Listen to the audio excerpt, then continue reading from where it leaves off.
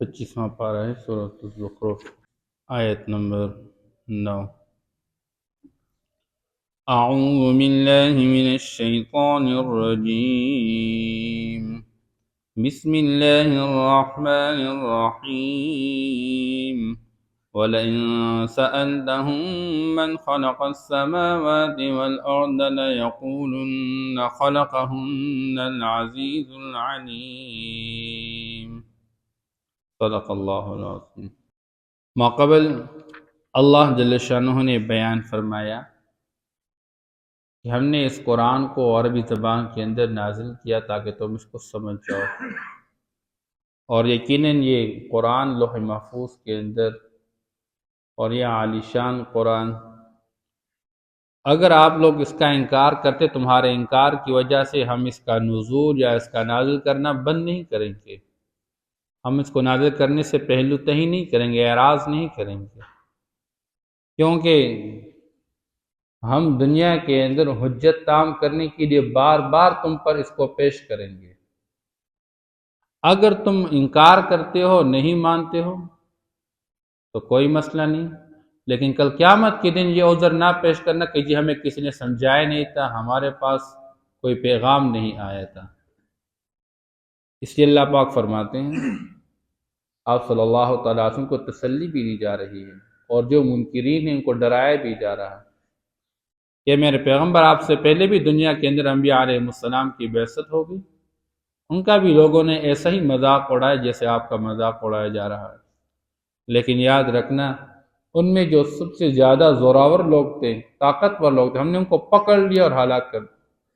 لہٰذا ان کا بھی انجام تباہی و بربادی ہے۔ اگر ایمان لائے تو اپنے آپ کو محفوظ کر لیں گے، کیونکہ یہ لوگ اس معاشرے کے اندر تصور یہ رکھتے تھے کہ اللہ جل شانہ کے ساتھ یہ دوسرے معبود بھی ہیں، اور ان کی عبادت کرتے وہ اللہ کے ساتھ ان کو شریک ٹھہراتے تھے۔ تو اس شرک پر رد کرنے کے لیے اللہ جل شانہ سوالیہ انداز میں سمجھا رہے وَلَئِن سَأَلْتَهُم مَّنْ خَلَقَ السَّمَاوَاتِ وَالْأَرْضَ۔ یہ دلائل ہے توحید پہ، کہ مسئلہ توحید کے حوالے سے آپ ان سے پوچھ لیجئے میرے پیغمبر، اور اگر آپ ان سے پوچھ لیں من خلق السماوات والارض، کہ کس نے آسمان اور زمینوں کو پیدا کیا، آسمان اور زمین کا کوئی نام و نشان ہی نہیں تھا، اس کو پیدا کرنے والا کون ہے؟ آیا اس کے پیدا کرنے میں تم جانتے ہو کہ تمہارے معبودوں میں سے کوئی حصہ رکھنے والا ہے، کوئی شریک ہے؟ لَيَقُولُنَّ خَلَقَهُنَّ الْعَزِيزُ الْعَلِيمُ۔ یہ سارے کے سارے کہیں گے، جتنے بھی کافر اور مشرک ہیں، اس بات کا یہ خود اقرار کرتے اور یقین رکھتے بھی ہے کہ زمین اور آسمان میں اگر تخلیق کا نظام کسی نے چلایا ہے، یعنی ان کو اگر کسی نے وجود دیا ہوا ہے، وہ ایک اللہ ہی، اللہ کے سوا کوئی نہیں، یہ سارے جانتے ہیں۔ لیکن اللہ جل شانہ سمجھانا چاہتے ہیں، جب یہ بات اپنی زبان سے یہ کہتے ہیں کہ پیدا کیے ان آسمان اور زمینوں کو اس ذات نے جو کہ غالب ہے اپنی حکومت کے اندر اور خوب جاننے والا ہے، تو پھر ان سے یہ بھی کہہ دیجئے کہ جس طرح تم تخلیق کے حوالے سے اس کائنات کے خالق کو ایک اللہ ہی مانتے ہو اور کسی کو خالق نہیں مانتے ہو، تو اس کائنات کے اندر جو نظام چلانے والا ہے زمین اور آسمان کا، وہ بھی تو ایک اللہ ہی ہے۔ الذی جعل لکم الارض مہدا، جس سے تمہارے لیے آسمان کو، زمین کو بچھونا بنا دیا، فرش بنا دیا، اس زمین کے اندر تمہارے لیے رہائش کے اسباب مقرر کیے، تمہارے لیے کھانے پینے کا نظام، اس کے اندر پھل فروٹ کا نظام، اس کے اندر کاشتکاری اور زمینداری تم کرتے رہتے ہو، اس سے مختلف قسم کی چیزیں حاصل کرتے رہتے ہو، زمین کے اندر کے کتنے معدنیات، اس کے اندر کتنے کان اور خزانے اللہ نے چھپا کے رکھے ہوئے۔ تو جیسے زمین کے پیدا کرنے میں تم اللہ کے ساتھ کسی کو شریک نہیں مانتے ہو، تو پھر اس کا آگے بھی تقاضا تو یہی ہے کہ جو صفات باری تعالیٰ کے ہیں، اس کے نظام کو چلانے والا بھی ایک اللہ ہے، تو پھر چاہیے تو یہ کہ تم اللہ کے ساتھ اس میں کسی اور کو شریک نہ ٹھہرا دو۔ وَجَعَلَ لَكُمْ فِيهَا سُبُلًا لَعَلَّكُمْ تَهْتَدُونَ، دیکھو تو صحیح، تمہارے لیے اس زمین کے اندر اسی اللہ نے راستے بنا رکھے ہیں جس سے تم منزل مقصود تک پہنچتے رہتے ہو، راستہ پا لیتے ہو۔ زمین کے اندر آپ چلتے رہتے ہیں، یہ راستے، یہ لکیریں، یہ روڈ، یہ سڑکیں، تمہیں جو کچھ اپنی منزل مقصود تک پہنچنے کے لیے راستہ بنایا گیا ہے اور یہ دیا گیا ہے، یہ تو اسی اللہ ہی کا ہے۔ تو جب زمین کو پیدا کرنے والا اللہ اور زمین کے اندر کا نظام چلانے والا اللہ، تو پھر کیوں اللہ جل شان کے ساتھ اللہ کی عبادت میں غیر کو شریک ٹھہراتے ہو؟ پھر چاہیے تو یہ کہ اللہ کے ساتھ عبادت میں بھی کسی کو شریک نہ ٹھہرا دیا جائے۔ وَالَّذِي نَزَّلَ مِنَ السَّمَاءِ مَاءً بِقَدْرٍ، اور وہی ذات کہ جس نے آسمان سے پانی اتارا، آسمان کا نظام چلانے والا اللہ، آسمان میں سورج چاند کو بنانے والا اللہ، تاروں کا نظام چلانے والا اللہ، آسمان پہ بادلوں کو لانے والا، بادلوں کو جمع کر کے اس کو برسانے والا اللہ۔ تو جب اللہ تمہارے لیے تمہاری ضرورت کے مطابق اور کسی مصلحت کی بنیاد پر جتنے پانی کی ضرورت ہوتی ہے اللہ اتنا ہی پانی نازل فرماتے ہیں، اور پھر اسی پانی کے ذریعے اللہ فرماتے فَانشَرْنَا بِهِ بَلْدَةً مَيْتًا، ہم نے زندہ کیا اس پانی کے ذریعے مردہ زمین کو۔ تو جو اللہ یہ نظام چلا رہا ہے تو اس نظام کے چلانے میں بھی اللہ کے ساتھ کوئی شریک نہیں ہے، تو پھر کیوں اللہ کے ساتھ عبادت میں اللہ کے غیر کو شریک ٹھہراتے ہو؟ بتاؤ تو صحیح، تمہارے معبودوں نے زمین اور آسمان کی تخلیق میں کون سا کام کیا؟ اس زمین سے یہ جو فصل اور غلہ تم اگاتا ہے اللہ جل شانہ، اس میں اللہ کے ساتھ کوئی شریک ہے؟ آسمان سے پانی کو اتارنے میں کوئی اللہ کے ساتھ شریک ہے؟ اس سے اللہ جل شانہ آگے ایک مسئلہ اور سمجھا رہے ہیں، جیسے مردہ زمین کو زندہ کرنے والے اللہ ہے، ایسے ہی کذالک تخرجون، جب تم مر جاؤ گے اور تم موت کے بعد زمین کے اندر دفنائے جاؤ گے، اس زمین سے دوبارہ نکالنے والا تمہیں اللہ ہی، اللہ تمہیں دوبارہ زندہ کر کے نکالیں گے۔ موت کے بعد دوبارہ ایک زندگی ہے، اور یہ اللہ ہی کے حکم سے ہوگا۔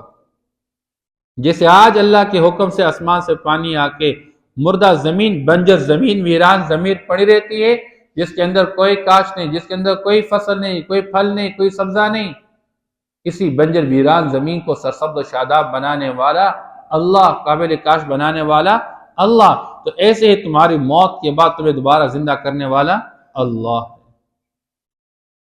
تو اگر زمین اور آسمان کی تخلیق اور زمین اور آسمان کے اندر کے نظام کو چلانے والا اللہ ہے، تو پھر تم کیوں اللہ کے ساتھ اللہ کے غیر کو شریک ٹھہراتے ہو؟ والذی خلق الازواج کلھا، اور وہ ذات جس نے جوڑے سارے کے سارے پیدا کیے، انسانوں میں جوڑے نر اور مادہ کے حوالے سے، کسی کو مرد کسی کو عورت بنائے، ایسے ہی جانوروں کے اندر، ایسے ہی درخت کے اندر، اس کائنات کے نظام میں جتنی چیزیں ہیں آپ دیکھیں، دن اور رات ایک جوڑا، سفید اور کالا ایک جوڑا، اوپر نیچے دائیں بائیں آگے پیچھے سارے جوڑے جوڑے۔ اب ان ساری چیزوں کو جوڑے جوڑے بنانے والا اللہ ہے۔ وَجَعَلَكُم مِّنَ الْفُلْكِ وَالْأَنْعَامِ مَا تَرْكَبُونَ،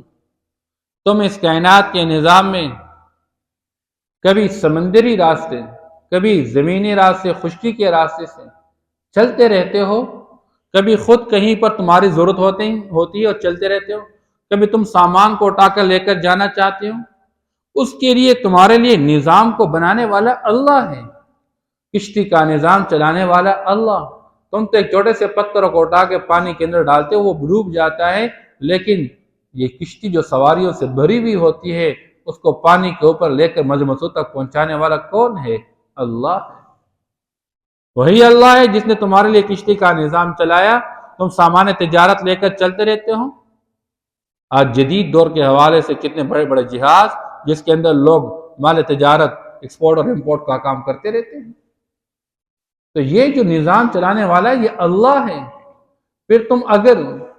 دنیا کے اندر زمین پہ سفر کرتے رہتے ہو، اس زمانے کے حوالے سے اونٹ یہ ریگستان کا جہاز سمجھا جاتا تھا، اور لوگ اس پر سفر کرتے رہتے تھے۔ کیونکہ ان کے اندر یہ صلاحیت موجود ہے کہ یہ کئی دن کا کھانا اسٹور کر لیتا ہے، اور چلتے چلتے کئی دن کو کھانا نہ ملے پھر بھی یہ چلتا رہتا ہے۔ اب اللہ پاک نے اس کے اندر یہ صلاحیت رکھی ہے، تو تمہارے لیے اللہ نے سواریوں کا نظام چلایا۔ اللہ فرماتے ہیں جعل لکم من الفلک والانعام، بنایا تمہارے لیے کشتیوں میں سے اور چوپاؤں میں سے، گھوڑے پر تم سفر کرتے رہتے ہو، ان پر تم سواروں کے سفر کرتے رہتے ہو، اور آج جدید دنیا کے اندر اس کے مشابہ چیزیں ہیں، تم دیکھتے رہتے ہو سائیکل، موٹر سائیکل اور گاڑیاں اور جہاز اور ریل، یہ سارے تمہارے جو سواری کے انتظامات ہیں، ان ساری چیزوں کو اللہ جل شان تمہارے دماغ کے اندر اس کا القاء کرنے والے، تم اس کو ذات کے اعتبار سے وجود دینے والے، یہ سب کچھ سارا نظام چلانے والا کون ہے؟ اللہ ہے۔ ما ترکبون، اللہ نے ان کشتیوں میں سے، ان چوپاؤں میں سے تمہارے لیے وہ چیزیں بنا دی جس پر تم سواری کرتے رہتے ہو۔ لِتَسْتَوُوا عَلَى ظُهُورِهِ، تاکہ تم ان کشتیوں پہ اور چوپاؤں پر بیٹھ کر، جم کے بیٹھ کر جم جاؤ، ثم تذکروا نعمت ربکم، تم پھر یاد کر لو اپنے رب کی نعمت کو۔ شریعت کا ایک مزاج ہے، ہر آن ہر گھڑی انسان کی رہنمائی کرتا ہے۔ انسان جب پیدل چلتا رہتا ہے اور اس کے اپنے دو ٹائر چلتے رہتے ہیں، اس کو اتنا احساس نہیں ہوتا، لیکن جب یہ سائیکل کا مالک بن جاتا ہے، اپنے آپ کو کچھ سمجھنے والا بن جاتا ہے، پھر جب یہ محنت کرتا ہے موٹر سائیکل کا مالک بن جائے، پھر اپنے آپ کو کچھ اس سے اوپر سمجھنے والا، میں نے محنت کی، میں نے یہ کمایا۔ پھر انسان تھوڑی محنت کر لیتے گاڑی کا مالک بن جاتا ہے، پھر تھوڑی محنت کر لیتے آگے، پھر یہ آگے ریل کا مالک، جہاز کا مالک بن جاتا ہے۔ پھر یہ عقل کا مظاہرہ کرتا ہے، یہ میری ہوشیاری، میری عقل مندی، میری محنت، میں نے کمایا اور میں نے یہ سب کچھ حاصل کیا۔ ثم تذکروا نعمت ربکم، تاکہ ان سواریوں پر تم بیٹھ جاؤ، جم جاؤ، تم اپنے رب کی نعمت کو یاد کر لو کہ میرے پاس یہ جو کچھ ہے، یہ میرا، اس میں کوئی کمال نہیں ہے، یہ سب کچھ رب کا دیا ہوا ہے بس۔ اور یہ ہے انسان کا کمال کہ یہ عبدیت کا مظاہرہ کر لے، عاجزی کا مظاہرہ کر لے، میں تو کچھ نہیں، میرے پاس تو کچھ نہیں، مجھے جو کچھ ہے ملا ہوا ہے یہ میرے رب کا فضل ہی ہے بس۔ ثم تذکروا نعمت ربکم، اس کے کبھی گھمنڈ میں نہ آنا، اترانا نہیں ہے، فخر غرور کا مظاہرہ نہیں کرنا ہے۔ اللہ کی نعمتیں ہیں، آج اللہ نے دی ہوئی ہے، جب تک اللہ نے چاہا استعمال کر لو گے، اور جب اللہ چاہیں گے واپس چھین دیں گے۔ اسی اللہ فرماتے ہیں جب تم سوار ہو جاؤ، اذا استویتم علیہ، جب تم ان پر جم جاؤ، وتقولوا، اور تم یہ کہہ دو سبحان الذی سخر لنا ھذا، پاک ہے وہ ذات جس نے ہمارے لیے ان چوپاؤں کو مسخر کیا، ورنہ ان کو کون سنبھال سکتا ہے، کون کنٹرول کر سکتا ہے؟ یہ گاڑیاں ہم دیکھ رہے ہیں، اس کے اندر بیٹری ہے، اس کے اندر انجن پڑا ہوا ہے، اس کے اندر پیٹرول ڈال رہے ہو، ایک بے جان چیز کے اندر چل رہی ہے، اور اس سے ایک بے جان چیز حرکت کر رہی ہے۔ یہ چلانے والا کون ہے؟ اللہ ہے۔ اور اللہ نہ چلانا چاہے تو پھر یہ بڑے جہاز کو اٹھانے والا کون ہے؟ اللہ ہے۔ اور ہوا کے اندر چلنے والا، ورنہ معمولی پتھر بھی اوپر ہوا کی طرف پھینک دو، اوپر سے نیچے آ جائے۔ اتنے بڑے جہاز، انسانوں کے انسان اس میں بیٹھے ہوئے، اور اس کے اوپر جو ہے بوجھ بھی ڈال کے اور مال بھی ڈال کے لاد کیا ہوا ہے، لیکن ہوا میں اڑ رہا ہے۔ اس لیے گھوڑوں کو اور زمانے کے اونٹوں اور آج کے زمانے کی گاڑیاں اور ریل گاڑیاں اور جہاز، یہ ساری چیزیں جلنا، یہ کس نے مسخر کیا؟ ہمارے کام پہ کس نے لگا دیے؟ اللہ۔ انسان یہ کہہ دے سواری پہ سوار ہوتے ہو کہ سبحان الذی، یہ سواری کی دعا ہے، ایک ہی سفر کی دعا اور ایک ہی سواری کی دعا۔ تو سواری کی دعا یہی کہ جب بندہ سوار ہو جائے یہ کہ سبحان الذی سخر لنا ھذا وما كنا له مقرنین، اور ہمارا تو حال یہ ہے کہ ہم اس کو قابو میں لانے والے نہیں تھے، ہم کہاں قابو کر سکتے تھے، یہ تو اللہ نے ہمارے مسخر کر دیا۔ ایک چھوٹا بچہ ہوا کرتا ہے اور 100 اونٹ کو ایک ساتھ جوڑا گیا ہے، اور پہلے اونٹ کے نکیل کو پکڑ کے چھوٹا بچہ آگے جا رہا ہوتا ہے، اور 100 اونٹ اس کے پیچھے چل رہے ہوتے ہیں۔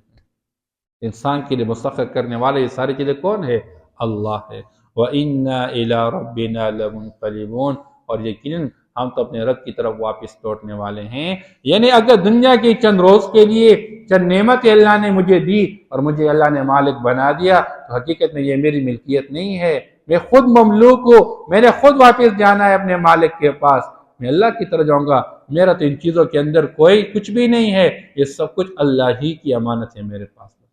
جب بندے کو یہ سوچ پیدا ہو جائے گا کبھی یہ غلط راستے پہ نہیں چلے گا، کبھی یہ اپنی سواری کو غلط کام کے لیے استعمال نہیں کرے گا، کبھی یہ اپنی نعمت اللہ کی دی ہوئی نعمت کو غلط کام کے لیے استعمال نہیں کرے گا، گناہوں کے لیے استعمال نہیں کرے گا، کسی کو تکلیف نہیں دے گا،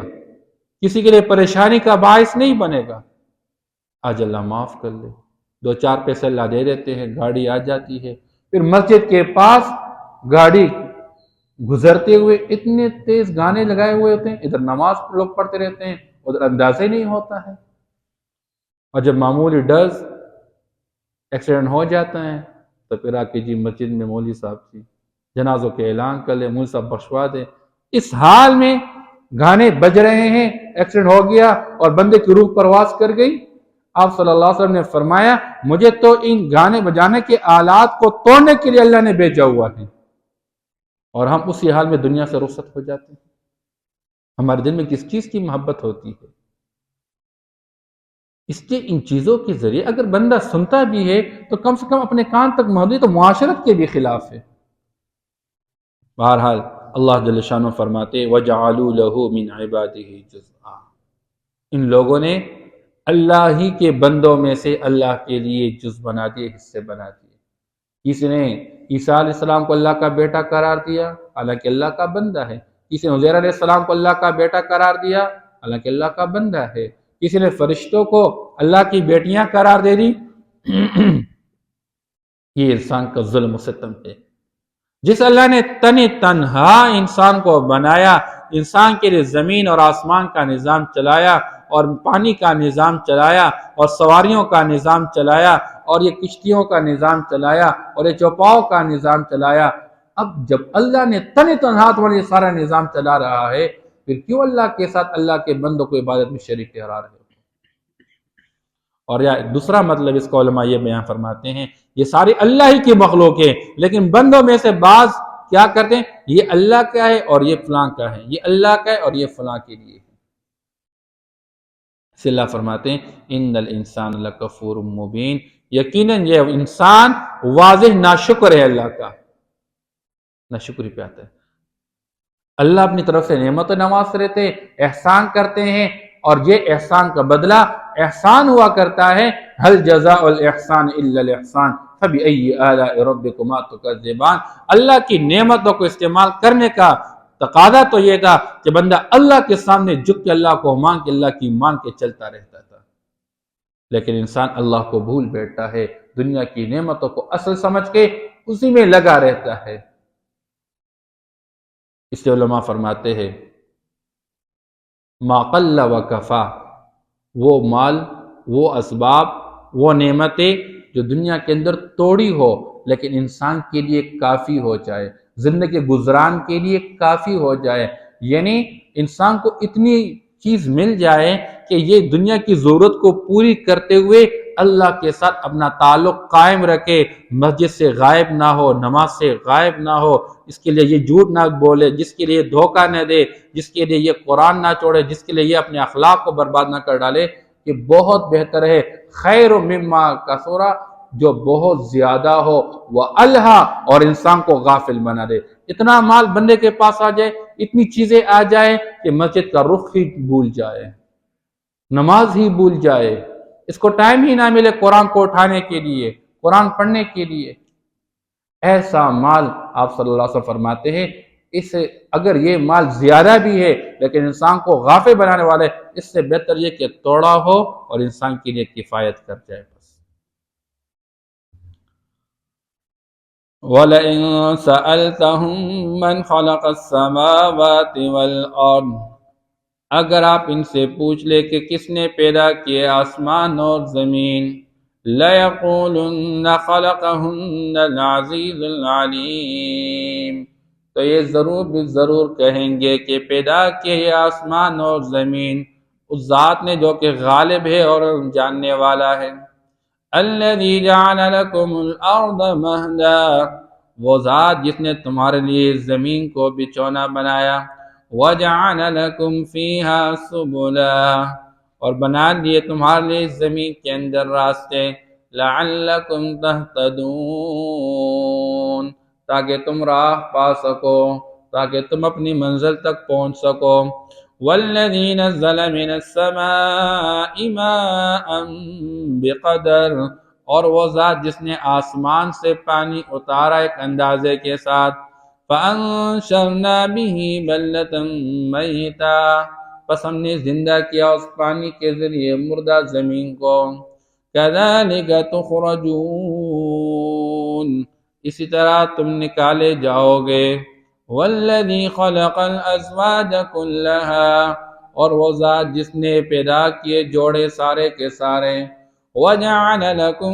من الفلک والانعام ما ترکبون، اور بنایا تمہارے لیے کشتیوں میں سے اور چپاؤں میں سے وہ جس پر تم سواری کرتے ہو یا سوار ہوتے ہو۔ لتستووا علی ظہورہ، تاکہ تم اس کے پیٹھ پر